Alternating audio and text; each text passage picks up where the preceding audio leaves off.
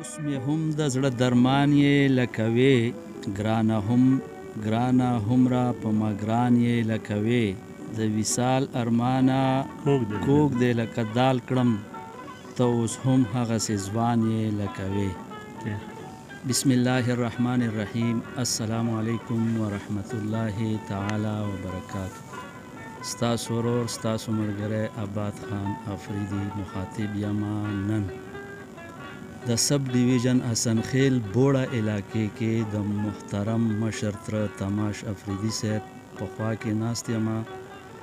امید دی چې ټول ادبي رنګونو د پاڼې کتونکي اوریدونکي به د انتظار په ګړې ناست وي.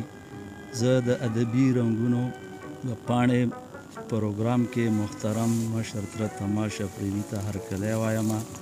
ډیره مننه محترمه، ډیره شکریه. مننه، شکریه. تاسو درته ډیره مننه چې تاسو تکلیف وکړو راغلو او د راخواري کوو. الله دا تاسو ته اجر تیر کړي. ډیره مننه، ډیره شکریه محترم جناب مشر تره تماش افریدي صاحب. موږ ته د ادبي رنګونو د پاڼې کتونکي اوریدونکي ستاسو په انتظار دي چې خپل کلام به ورته ډالۍ کړي. ډیره مننه.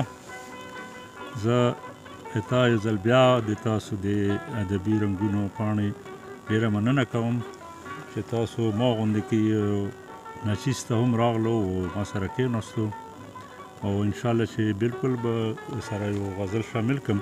ارشاد. او د غزل نه وړاندې یو شعر ده.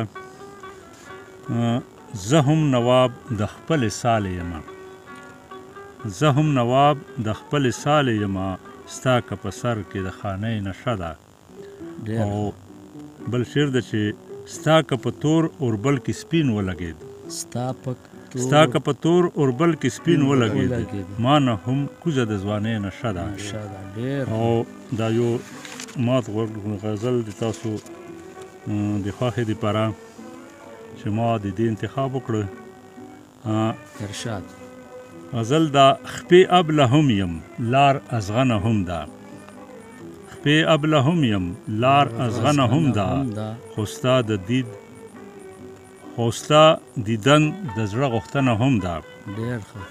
او زه تش په خوله ستا مینه نه کومه، زه تش په خوله ستا مینه نه کومه، څنګ چې بهر داسې دننه هم ده.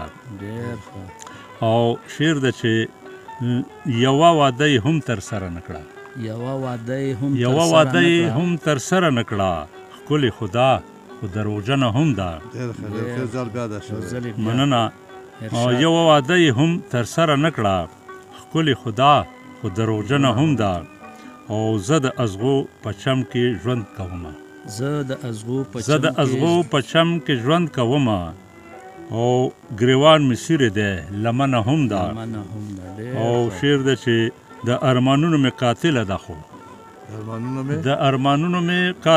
خو زما د زړه د کور مېرمنه هم ده. او مقطع ده چې څه عجیبه ده د تماش زندگی، څه عجیبه ده د تماش زندگی، په اور کې ده او بې وطنه هم ده. ډېر ښه، ډېر ښه.